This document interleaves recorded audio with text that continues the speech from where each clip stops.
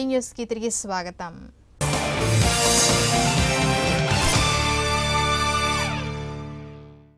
గ్రామాల్లో నీటి సంరక్షణ పనులకు ప్రాధాన్యం ఇవ్వాలని డ్వామా పీడీ పోలప్ప సూచించారు.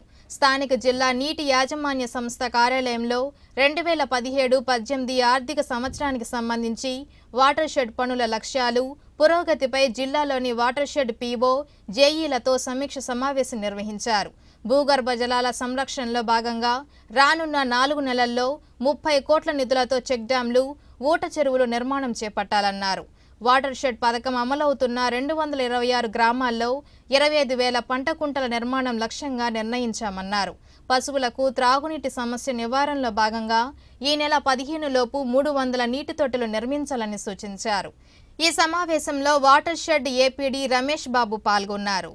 ఈరోజు వచ్చే సంవత్సరంలో మనం ఏ కార్యక్రమాలు చేయాలి, మన టార్గెట్ ఏంటి, దాన్ని ఆ లక్ష్యాన్ని మనం సాధించడానికి కావాల్సినటువంటి ఒక యాక్షన్ ప్లాన్ మనం రెడీ చేసుకున్నాం. దాన్ని మనం అంతా కూడా month wise and also activity wise targets అన్ని కూడా ఫిక్స్ చేయడం జరిగింది. ముఖ్యంగా సహజ వనరుల సంరక్షణ కార్యక్రమం అంటే ఈ వచ్చే వర్షాకాలం లోపల మనము ఈ చెక్ డ్యామ్స్ కానీ పర్కులేషన్ డ్యామ్స్ కానీ చేసినట్టయితే వచ్చే వర్షపాతం భూమిలోకి ఇంకింపజేయడానికి, తర్వాత భూగర్భ జలాన్ని పెంచడానికి అవకాశం ఉంటుందనే ఉద్దేశంతో దాని మీద ఎక్కువ ఫోకస్ చేస్తున్నాం. కావాల్సినటువంటి నిధులు కూడా గవర్నమెంట్ నుంచి రావడం జరుగుతుంది. ముఖ్యంగా దీంతో పాటుగా వచ్చే సంవత్సరంలో చేయబోయే ప్లాంటేషన్, ముఖ్యంగా హార్టికల్చర్ ప్లాంటేషన్లో మామిడి కానీ, జామ కానీ, సపోటా కానీ, ముఖ్యంగా యాపిల్ బెర్ ఇదైతే 2 ఇయర్స్కే మనకు క్రాప్కి వస్తుంది. రైతులకు బాగా దాన్ని ఆదాయం ఇమీడియట్గా వచ్చే అవకాశం ఉంది. ఇది కూడా మనము ప్లాన్ చేసుకోవడానికి, ముఖ్యంగా ఫామ్ పాండ్స్ ఇది కూడా పంట సంజీవని కార్యక్రమం కింద ఫామ్ పాండ్స్ కూడా వీళ్ళకు టార్గెట్ దాదాపుగా ఈ సంవత్సరం 25,000 ఫామ్ పాండ్స్ వాటర్ షెడ్ కార్యక్రమం కింద చేయాలనేది లక్ష్యంగా పెట్టుకొని వర్క్ చేస్తున్నాం. గత సంవత్సరం కంటే కూడా ఈ సంవత్సరంలో అన్ని రకాల ప్రోగ్రామ్స్లో కూడా దాదాపుగా మనం జిల్లాలోనే రాష్ట్రంలోనే మొదటి స్థానంలో ఉండడానికి వాటర్ షెడ్లు కానీ ఎన్ఆర్ఈఎస్లో కూడా రావడానికి మనం ఇక్కడ ప్రణాళిక తయారు చేసుకొని బద్ధంగా తయారు చేసుకొని అందరికీ కూడా సిబ్బందినంతా కూడా సమాయత్తం చేస్తున్నాం. అభివృద్ధి పేరుతో రైతుల భూములను లాక్కోవడాన్ని వ్యతిరేకిస్తూ రాష్ట్ర వ్యాప్తంగా నిరసనలు, ప్రజా ఉద్యమాలను తీవ్రతరం చేయాలని సిపిఎంఎల్ రాష్ట్ర కార్యదర్శి చిట్టిపాటి వెంకటేశ్వర్లు పిలుపునిచ్చారు. మాదాల నారాయణస్వామి భవన్లో ఏర్పాటు చేసిన విలేకరుల సమావేశంలో కామ్రేడ్ పైలా వాసుదేవరావు వర్ధంతిని పురస్కరించుకొని పోస్టర్ను ఆవిష్కరించారు. నేడు దేశంలో, రాష్ట్రంలో కార్పొరేట్ రాబందులు రాజ్యమేలుతున్నాయని ఆయన మండిపడ్డారు. ప్రజా సమస్యలపై పోరాడాల్సిన ప్రభుత్వాలే ప్రజల పాలిట శాపంగా మారాయని ఆవేదన వ్యక్తం చేశారు. ఈ కార్యక్రమంలో పీఓడబ్ల్యూ పద్మ, హనుమంతరావు, జాలన్న, అరుణోదయ అంజయ్య, రాజశేఖర్, విక్రమ్తో పాటు పలువురు పాల్గొన్నారు.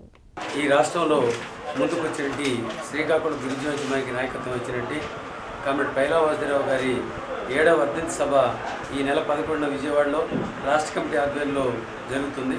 ప్రధానంగా ఇవాళ దేశంలో అభివృద్ధి పేరుతోటి రాష్ట్రంలో రైతాంగం భూముల్ని, అసైన్మెంట్ భూముల్ని లాక్కొని కార్పొరేట్ శక్తులు దారాదత్తం చేసేటువంటి విధానాలకు వ్యతిరేకంగా, అలాగే కొండల్లో, గుట్టల్లో ఆదివాసీలు నివసిస్తున్న ప్రాంతాల్లో ఉన్నటువంటి సహజ వనరుల్ని కొల్లగొట్టి కార్పొరేట్ సంస్థలకి కట్టబెట్టేంటి కేంద్ర రాష్ట్ర ప్రభుత్వాల వైఖరికి వ్యతిరేకంగా ఒక ప్రజా ఉద్యమాన్ని తీవ్రతరం చేయడమే ఇవాళ పైలా వాసుదేవరావు లాంటి విప్లవోద్యమ నాయకులకి అర్పించే నిజమైన నివాళిగా భావిస్తూ ఈ వర్ధంతి సభని జరుపుతున్నాం.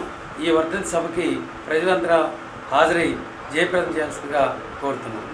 శరవేగంగా అభివృద్ధి చెందుతున్న ఒంగోలు పట్టణంలో శంకర్ విలాస్ హోటల్ను నూతనంగా ప్రారంభించారు. కర్నూలు రోడ్లోని నవభారత్ బిల్డింగ్ సమీపంలో ఏర్పాటు చేసిన హోటల్ను ఒంగోలు శాసనసభ్యులు దామచ జనార్దన్ ముఖ్య అతిథిగా విచ్చేసి ప్రారంభించారు. ఈ కార్యక్రమంలో ఏఎంసీ చైర్మన్ సింగరాజు రాంబాబు, నిర్వాహకులు గంగాధర్, నాగేశ్వరరావుతో పాటు పలువురు పాల్గొన్నారు. ప్రజలకు రుచికరమైన భోజనాన్ని అందించి వారి మన్ననలు పొంది వ్యాపార రంగాన్ని అభివృద్ధి చేసుకోవాలని జనార్దన్ నిర్వాహకులకు సూచించారు.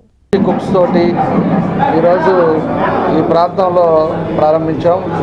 ఇది చాలా మంచి హోటల్గా నేను భావిస్తూ ఉన్నాను. ఎందుకంటే ఎక్కువ ఇది సెంటర్ వచ్చేసి ఎక్కువ మంది కూడా మనకి పొరుగురు నుంచి వచ్చేవాళ్ళు అంతా కూడా ఈ కర్నూలు సెంటర్లో ఫ్లైఓవర్ దగ్గర ఉంటారు. దాని ఉద్దేశపూర్వకంగా ఈరోజు ఒక మంచి టిఫిన్ సెంటర్ ఇక్కడ రావటం, ప్రజలకి అందరి విధాలుగా కూడా అందుబాటులో ఉండటం చాలా సంతోషం అని చెప్పి తెలియజేస్తా ఉన్నా.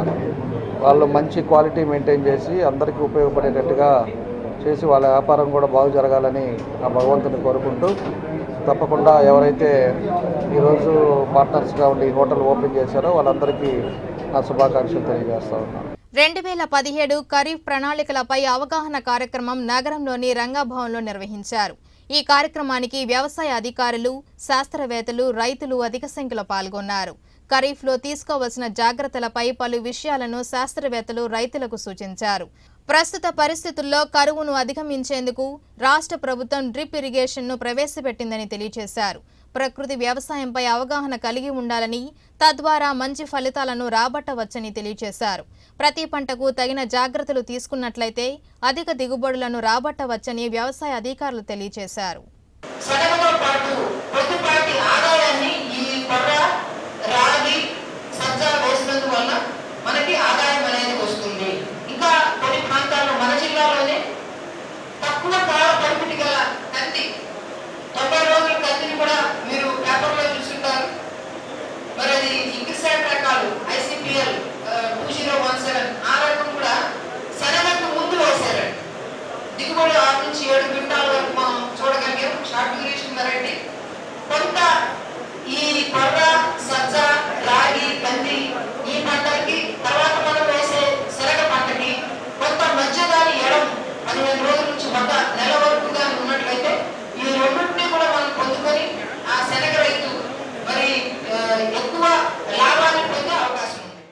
ప్రసన్న చెన్నకేశవ స్వామి వారి బ్రహ్మోత్సవాలు ఘనంగా ప్రారంభమయ్యాయి. అంకురారోహణ, ధ్వజారోహణలు శాస్త్రోక్తంగా జరిగాయి. ఆలయ అర్చకులు పరాంకుశం రామకృష్ణాచార్యులు, రఘునాథాచార్యులు, వేద పండితులు కూరపాటి ఆంజనేయ శర్మల ఆధ్వర్యంలో ఈ వేడుకలు కన్నుల పండుగ జరిగాయి. అనంతరం భక్తులకు తీర్థ ప్రసాదాలు అందజేశారు. ఈ కార్యక్రమాలను ఆలయ trust board chairman Kollipalli Suresh, ధర్మకర్త మండలి సభ్యులు ఈవో ప్రసాద్ బాబుతో పాటు ఆలయ సిబ్బంది, భక్తులు పాల్గొన్నారు. టీటీడీ హిందూ ధర్మ ప్రచార పరిషత్ ఆధ్వర్యంలో నిర్వహిస్తున్న వసంత నవరాత్రి ఉత్సవాలు ఘనంగా ముగిశాయి. లాయర్పేటలోని గాయత్రి మందిరంలో జరుగుతున్న హరికథ సప్తాహ కార్యక్రమంలో భాగంగా ఎంవి విజయ్ కుమార్ రెడ్డి ప్రేక్షకులను ఎంతగానో అలరించారు.